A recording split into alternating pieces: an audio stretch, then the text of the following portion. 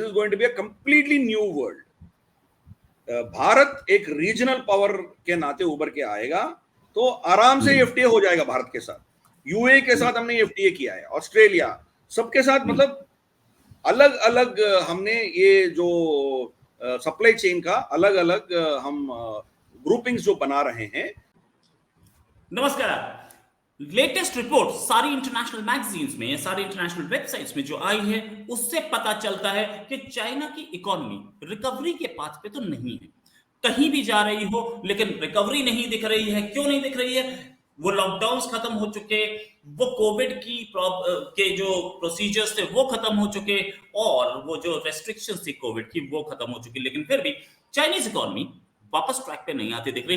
कहीं ये बबल तो नहीं है चाइनीज इकोनॉमी का जो कि बर्स्ट कर रहा है? मतलब थी वो 8-9 ट्रिलियन डॉलर की इकोनॉमी, बताई 17 थी, और अब वो फिगर्स मैच नहीं कर रही, तो रिसेशन में दिखाना मजबूरी है। इसी पे बात करने के लिए हमारे साथ एक्सपर्ट इकोनॉमी पे, इंटरनेशनल एक्सपर्ट गिरधर ममीदी साहब। गिरधर ममीदी साहब सीईओ रह चुके, सॉरी सीएफओ रह चुके गूगल इंडिया के। सर बहुत बहुत स्वागत है आपका हमारे शो में। सर ये चाइनीज इकोनॉमी किस पोजीशन में है? जो लेटेस्ट फिगर्स हमारे सामने हैं वो फिगर्स ऐसी हैं कि कहीं पे भी जो लेटेस्ट फिगर्स बताई जा रही हैं कि रिकवरी नहीं दिख रही है, वीक ग्रोथ है, और साथ में डिमांड नहीं है। कंज्यूमर स्पेंडिंग जो है वीक है, पिछले महीने की, अक्टूबर की, उससे पिछले महीने की, उससे पिछले महीने की, या पूरे साल की बात करें तो क्या प्रॉब्लम है इकोनॉमी के साथ, और क्या ये रिकवरी पे जा सकती है? रोहित जी, आपको, आपके दर्शकों को मेरा नमस्कार, प्रणाम जी। जो चाइना का प्रॉब्लम है वो बहुत कॉम्प्लिकेटेड है। 2-3 मुद्दे हैं इधर। एक मुद्दा जो है, उनका जो मॉडल है वही खराब था। उनके जितने भी लीडरशिप थे शी जिनपिंग आने से पहले भी और शी जिनपिंग आने के बाद भी, इनका सोच यही था कि वो अमेरिका के साथ एक रेस लड़ रहे हैं और जीडीपी का रेस लड़ रहे हैं। तो 2027 तक, 2027 या 2030 तक ये अमेरिका को पार करना है, यही उनका टारगेट था।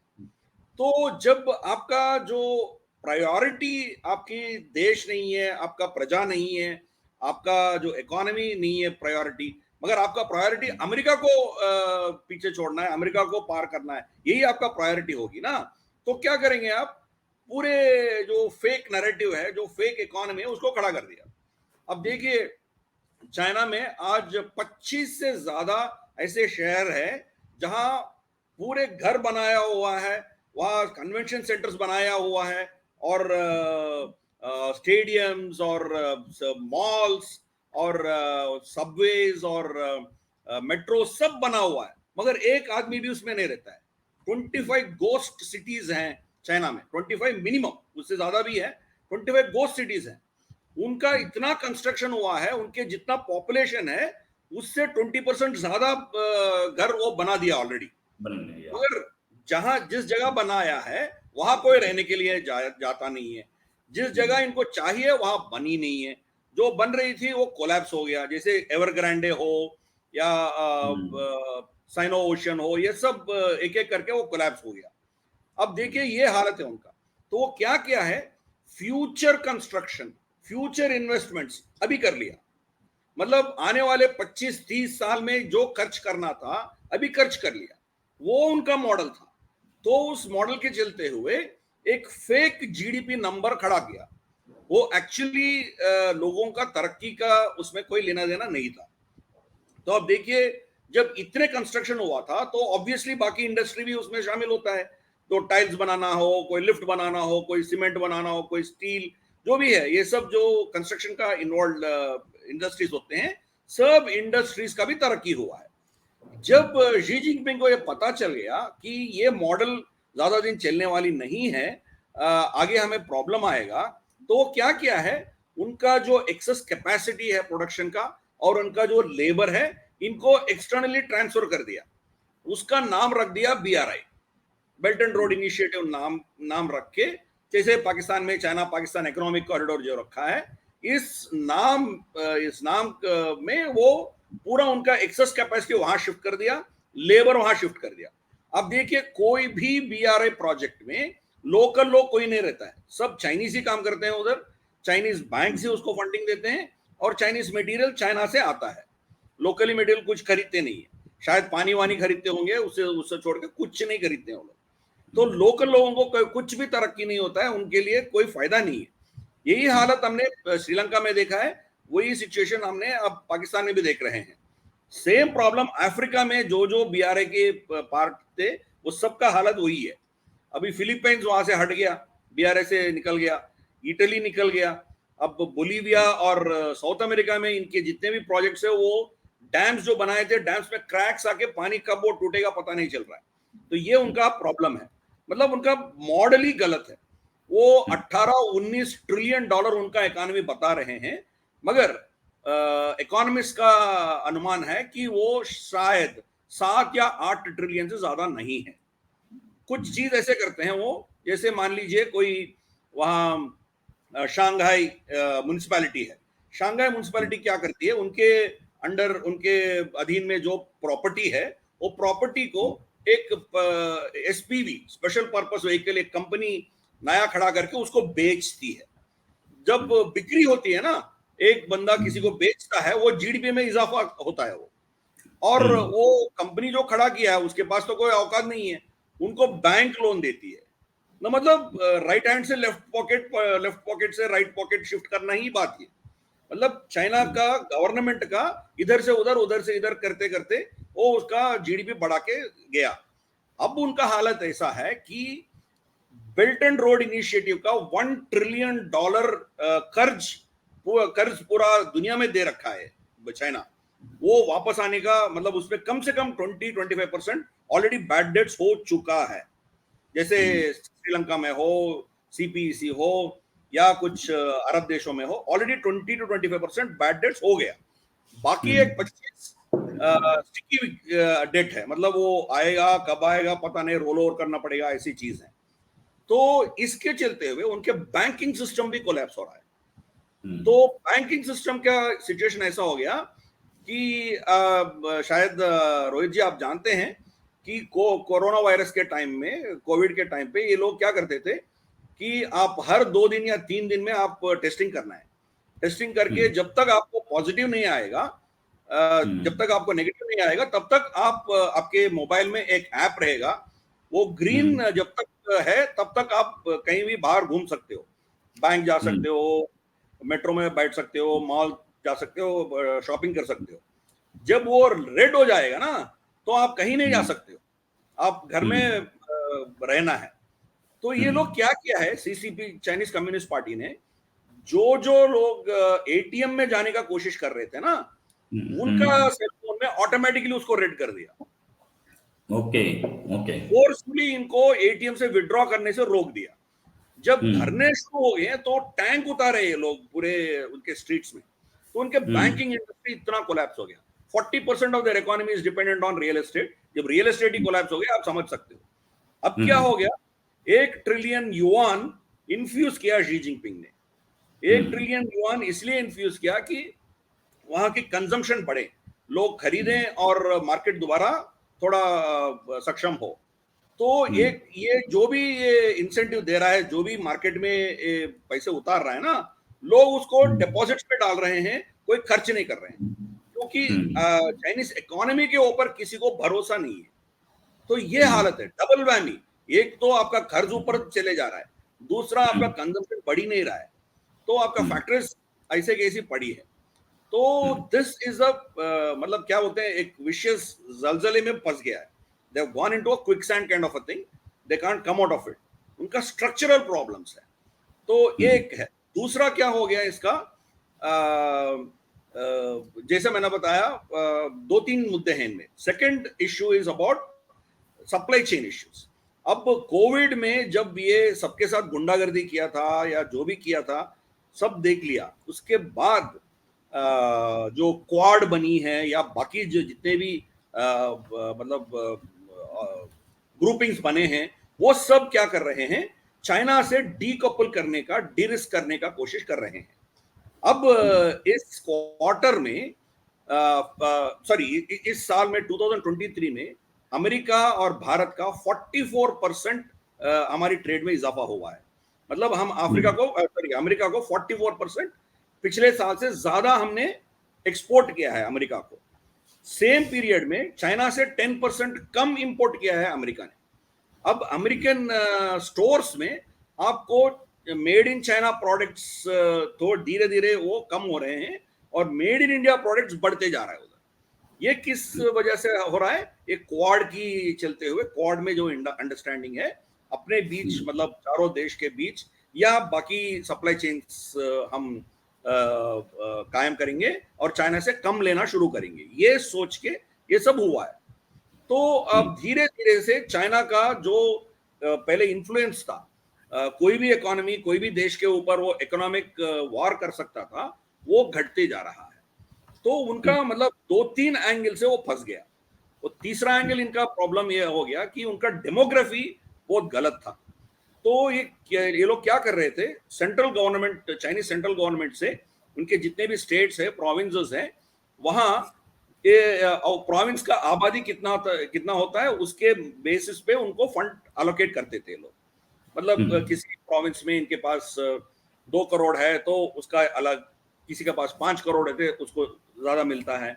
ऐसा उनका फाइनेंसेस डिस्ट्रीब्यूट होते थे। तो ज्यादा फंड्स के आशा करते हुए ये लोग अपने प्रोविंसेस में ज्यादा लोगों को दिखाया।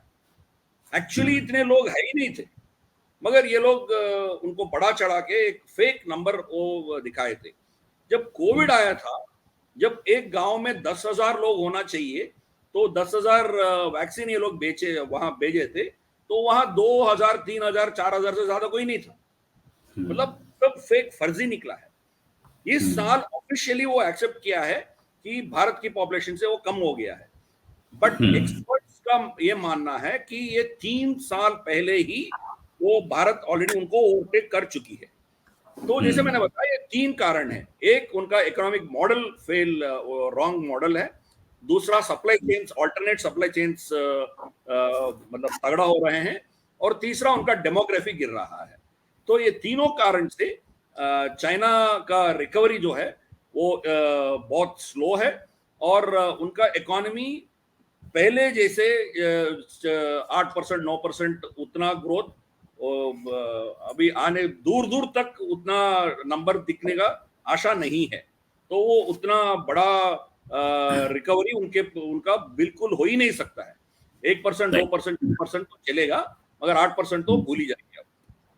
अच्छा सर, एक चीज कि ये पूरा का पूरा जो गेम था, ये इंडिया और चाइना के कुछ एक्सपर्ट्स, इंडिया और अमेरिका के कुछ एक्सपर्ट्स ये बोल रहे थे कि इंडिया और अमेरिका दोनों मिलकर चाइना की सप्लाई चेन्स को तोड़ रहे हैं।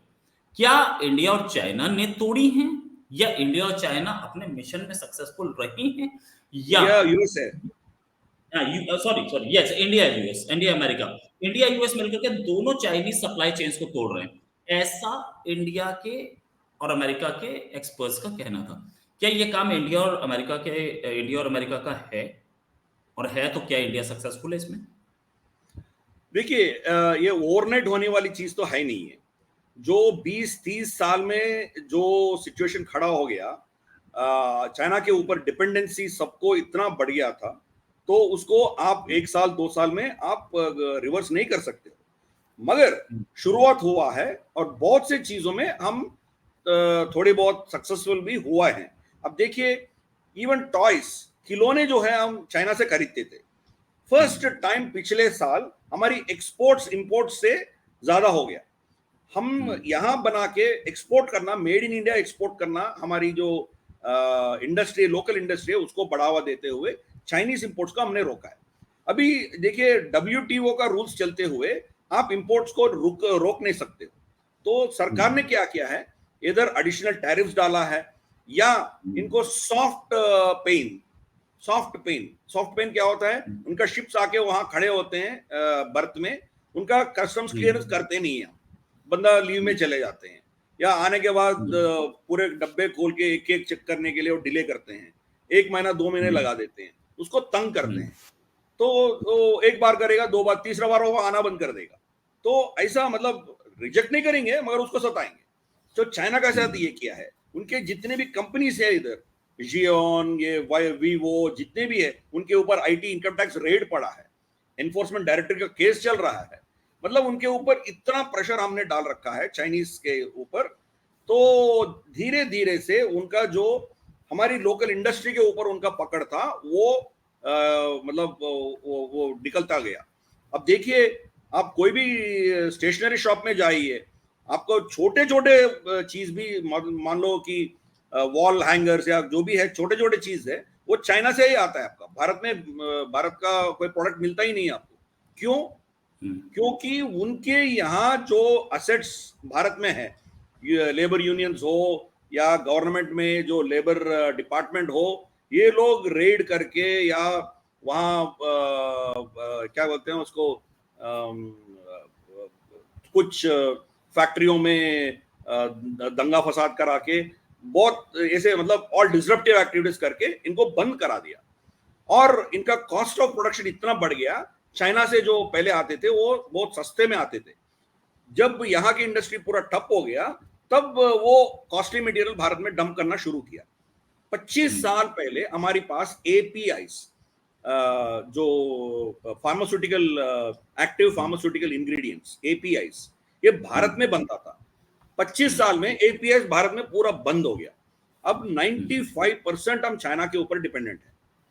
तो इस साल भारत ने 38 एपीआईस को भारत में बनाना शुरू किया है। 38, तो बहुत समय लगेगा। तो हमने डिसाइड किया, भारत हो, अमेरिका हो, जापान हो, ऑस्ट्रेलिया हो, हमने डिसाइड किया है कि हम करेंगे। तो धीरे धीरे से चल रहा है। इसीलिए इस साल भी चाइना और भारत के दरमियान जो हमारी ट्रेड डेफिसिट है वो 60-70 बिलियन डॉलर्स अभी भी है। तो बहुत लोग ये पूछते हैं कि आप चाइना के साथ पंगा लेते हो, फिर भी चाइनीज प्रोडक्ट खरीदते जा रहे हो।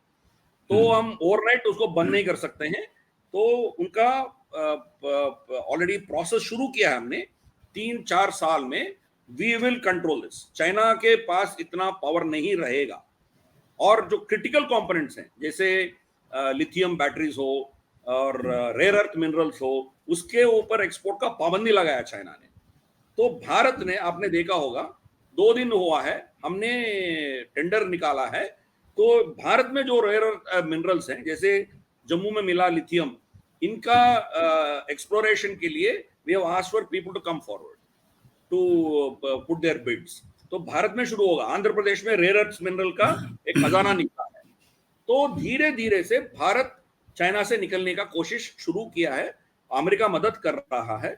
वही हमने श्रीलंका में उनका बीआरए के खिलाफ हमने एक और अदानी को एक और पायर वहां मिल गया कोलंबो पोर्ट में, $553 मिलियन अमेरिका उसमें इन्वेस्ट कर रहा है। तो धीरे धीरे से चाइना का जितना भी उनका मसल पावर थे, उनका प्रोडक्शन पावर थे, वो सब हम भारत को शिफ्ट कर रहे हैं। एक 1.5 महीने पहले एक और डिसीजन भारत ने लिया था, आपको याद होगा, कंप्यूटर्स, लैपटॉप्स, टैबलेट्स, ये सब इंपोर्ट बैन किया भारत की सरकार ने, सब बैन कर दिया था, क्योंकि वो सब चाइना से आ रहे थे। हमने बैन कर दिया और उनको बोला है कि आप भारत में मैन्युफैक्चरिंग कीजिए, तभी आपको परमिट करेंगे। तो ये लोग फिर घबरा गए, हमें कुछ मोहलत दीजिए, कुछ 2-3 महीने दे दीजिए, हम यहाँ प्लांट्स लगाएंगे, हम धीरे धीरे से करेंगे। तो अब जो है उसको 2 महीने 3 महीने का तो कुछ टाइम दिया है अभी।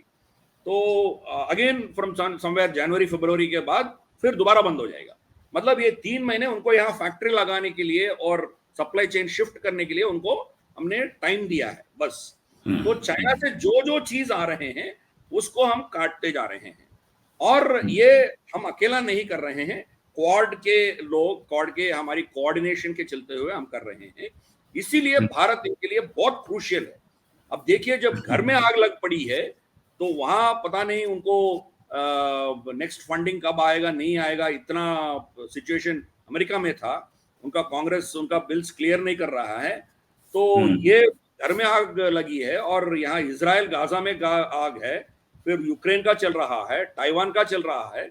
इतने दबाव होने के बावजूद उनके senior most 2 ministers, Antony Blinken और लॉयड ऑस्टिन, भारत में पूरा एक दिन बीत के गया है लोग। तो आप समझ सकते हो why is Bharat so crucial for America. क्योंकि राइट। चाइना को काउंटर करना है तो सप्लाई चेन पूरे भारत को शिफ्ट होगा। थोड़ा वियतनाम फिलीपींस में शिफ्ट हुआ है, बट देर स्मॉल कंट्रीज, वो ज्यादा कैपेसिटी नहीं है उनके पास। जो ज्यादा कैपेसिटी भारत के पास ही है, तो हम करेंगे। मगर चाइना हमारे ऊपर अटैक भी करेगा, यहाँ के लेबर यूनियंस को इस्तेमाल करेंगे, यहाँ स्ट्राइक्स करवाएंगे, या यहाँ हिंडनबर्ग रिपोर्ट जैसी चीज हमारे ऊपर थोपेंगे, वो हरकत करेंगे। हिंडनबर्ग रिपोर्ट आने के बावजूद गवर्नमेंट ऑफ अमेरिका ने अदानी को $553 मिलियन दिया है। तो आप समझ सकते हो कि गवर्नमेंट अलग सोचता है, चाइना क्या कर रही है सबको पता है। इसीलिए this cooperation is actually shaking up China. China का इकोनॉमी उठने का नाम ही नहीं ले रहा है, ना एक्सपोर्ट्स बढ़ रहा है उनका, ना इंटरनल कंजम्पशन बढ़ रहा है। और तीसरा, उनके जो हरकतों से इतना जो एक्सेस स्पेंडिंग किया था वो सब डेट्स चला गया और बैंकिंग सिस्टम कोलैप्स होने पे चल गया। वो पूरे $1 trillion worth of excess debts, उनके स्टेट्स का अपना debts, so they are all going to go bankrupt. China is in a very serious situation.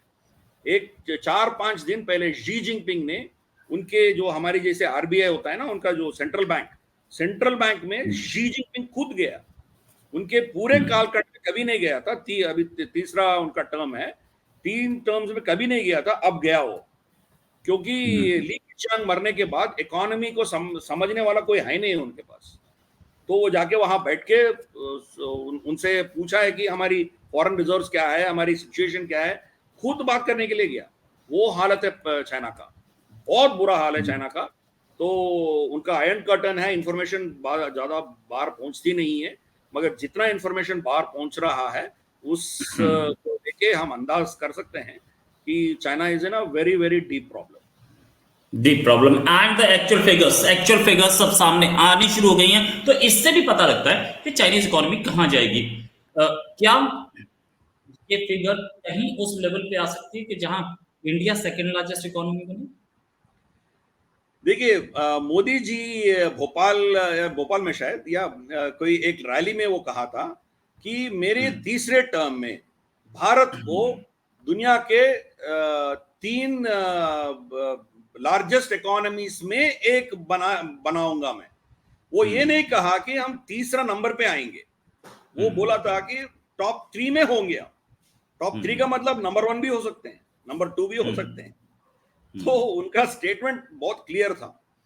तो अब देखिए, जब actual real GDP of China 7-8 trillion से ज्यादा नहीं है और वो नीचे गिर रहा है, अब देखिए उनका क्या फेकर ही देखिए, और कोई उसको प्रश्न भी नहीं पूछता है, कोई उसको क्वेश्चन भी नहीं करता है। कोविड के टाइम पे वो पूरा देश को, पूरा कंट्री को बंद कर दिया था। कोई प्रोडक्शन नहीं हो रहा था, कोई एक्सपोर्ट नहीं हो रहा था, कोई टूरिज्म नहीं था, सब ठप हो गया, सब बंद था ना। 2 साल कम से कम उसका पूरा बंद था। शंघाई तो ऑलमोस्ट 3 मंथ्स बंद था, शंघाई लार्जेस्ट सिटी, वो भी बंद था। तो इस 2 साल जब उनका पूरा इकोनॉमी बंद करके रखा था, उनका जीडीपी $2 ट्रिलियन बढ़ा। ऐसा कैसा हुआ? राइट, कैसे हुआ? सही बात है, how it happened, right.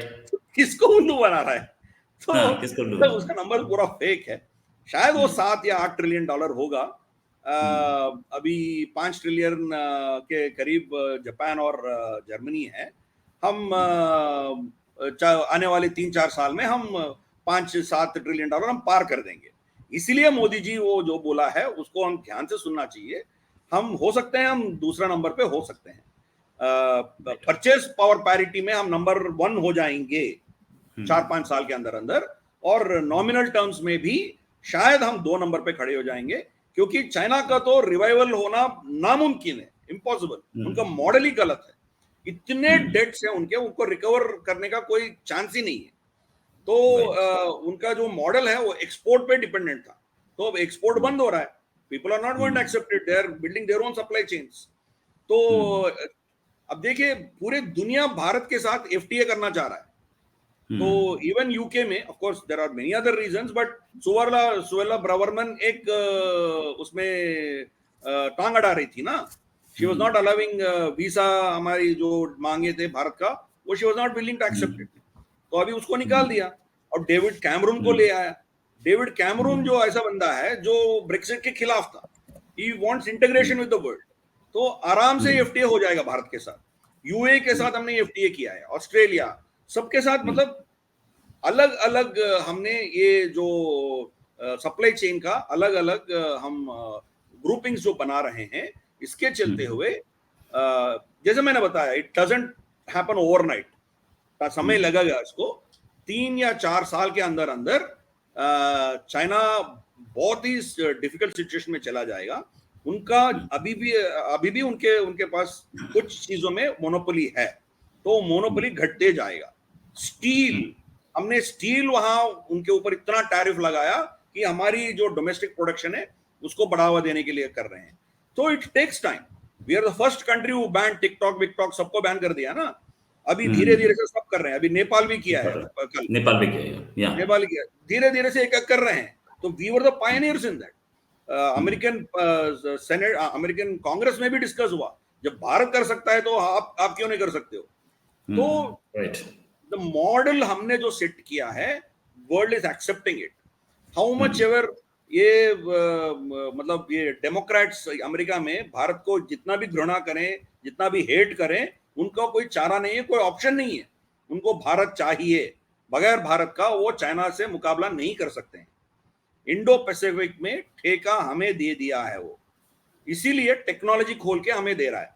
Reaper drones हो या जो GE F414 हो, जो भी हो, पूरा हमें देने के लिए इसलिए तैयार बैठा है कि हमने उसको ये बोला है कि जब हमें टेक्नोलॉजी की जरूरत था, आपने जाके पाकिस्तान को दिया है, तो हमने रशिया से खरीद लिया, सोवियत यूनियन से खरीद लिया, तो अब फिर दोबारा दे दीजिए, फिर हम यहाँ वी कैन रिलीव यू, आपका प्रेशर जो है इंडो पैसिफिक में हम थोड़ा कम कर सकते हैं।